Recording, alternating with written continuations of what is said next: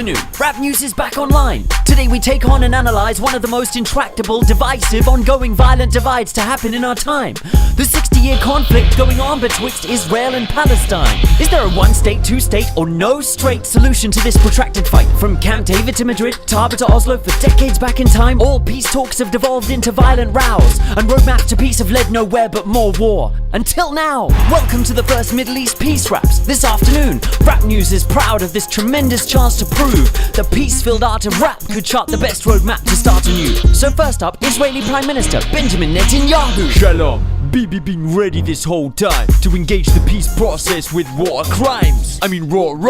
Alright, well, we'd like to bring the whole story to light. Please begin by telling us Israel's side. How did this war arise? The fact is, my people have suffered awful tragedies, centuries of persecution, diaspora. We were slaughtered, massacred. In the Shoah, Hitler tried to have us wiped off the map, and thus we sought a safe harbor, a place to gather us. Some told us go to Argentina, others go to Uganda, but we said go fuck yourselves. And like Exodus, we came back to our biblical homeland, Eretz Israel, which the Lord handed us. And then in 1948 we declared the birth of the Jewish state. Your people have indeed suffered massively, unimaginably, and should have sanctuary, not just in the Middle East, but wherever they happen to be. However, isn't the Holy Land holy also to Christians and Muslims?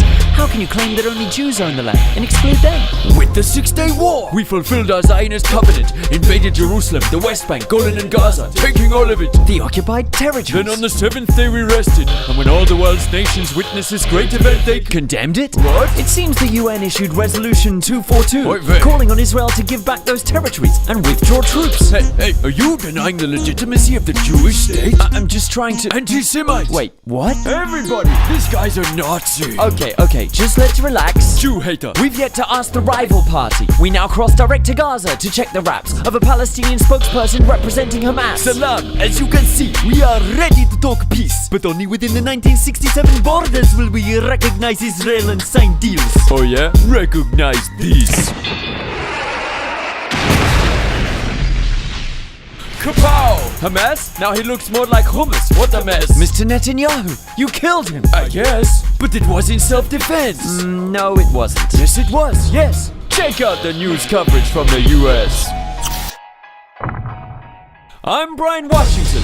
You're on MSNBS. Tonight's headlines: peace process shattered yet again by unprovoked attacks from Arab terrorists. Israel retaliates with airstrikes in self-defense. Meanwhile, in the West Bank, Palestinian suicide homes are ramming themselves into peaceful Israeli bulldozers. Israel is under threat, which is why, as shown on this map, its settlements have, steadily expanded. How can we end this injustice? To explain, we welcome John Kerry, Secretary of State. Great to be back, Bucky. And don't you stress a bit. American taxpayers have got Israel covered till Armageddon hits. No country gets more US foreign aid sent to it. $140 billion since the 70s, plus military weaponry. No conditions or strings with it. No conditions at all? Well, we would prefer it better if they could kindly stop using our money to build new illegal settlements. What did you say, you schmuck? Baby! Oh, no, I was just telling them. Just keep sending the money, schmickele. Yes, sir, we'll write the check.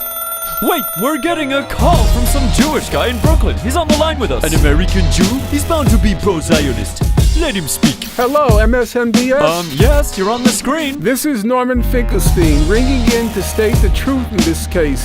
Israel is a lunatic state. It's no excuse to steal Palestinian land because Jews suffered genocide at Hitler's hands. A self-hating Jew. Everybody, this guy's an Ashkenazi. Shut up, BB. And I also condemn American policy of funding the theft of Palestinian territory. Okay, Finkelstein, we get the gist of all this. Now where were we? Financing war crime. That's a straight fact. Well done, America. Thank AIPAC. They got us by the taint sack, so we have to wave that Star of David flag. But it's worth paying cash to have Israel's back. That's true. They're the only nation in the Muslim backwoods that shares our American values. Give us some examples. We both love trampling international law. Constantly. We're both nuclear states and democracies with terrorist foreign policies. And obviously, both America and Israel were built by occupying territories of native peoples. We're both settler colonies. Awesome. Publicity time. Keep your eyes on the screen. Hey, I'm Scarlett Johansson, and my real job is promoting illegal occupations. It's easy. You start by taking other people's land and water, send in Zionist settlers, push the natives out of their homes, causing bloodshed. And look, settlers' dream, better for Israel and all of us. escargot. Looks delicious, and what's more, it reminds me of our very own sponsor, Redskin Genocider.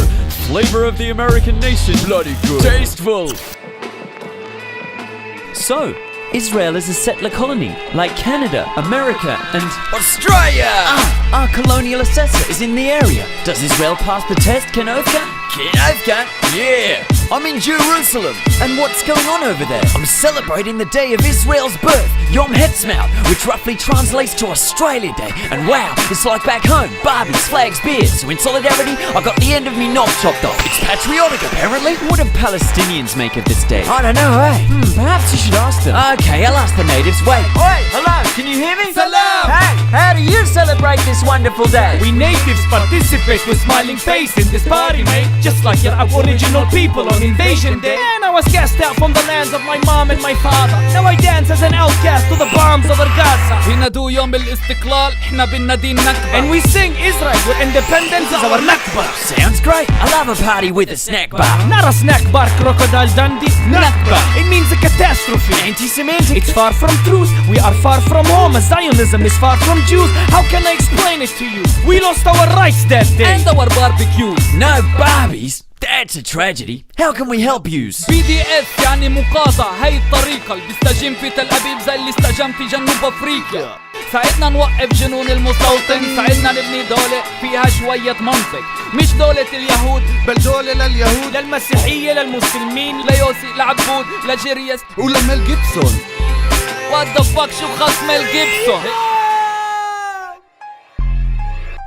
Well, it seems that despite the use of rap and rhyme, we failed to seal a real peace deal between Israel and Palestine.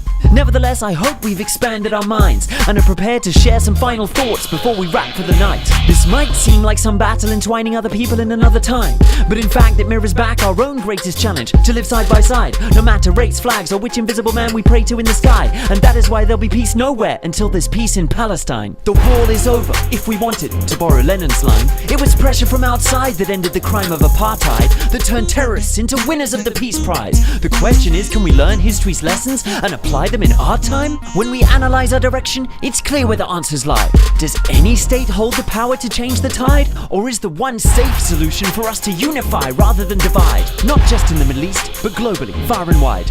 Good night.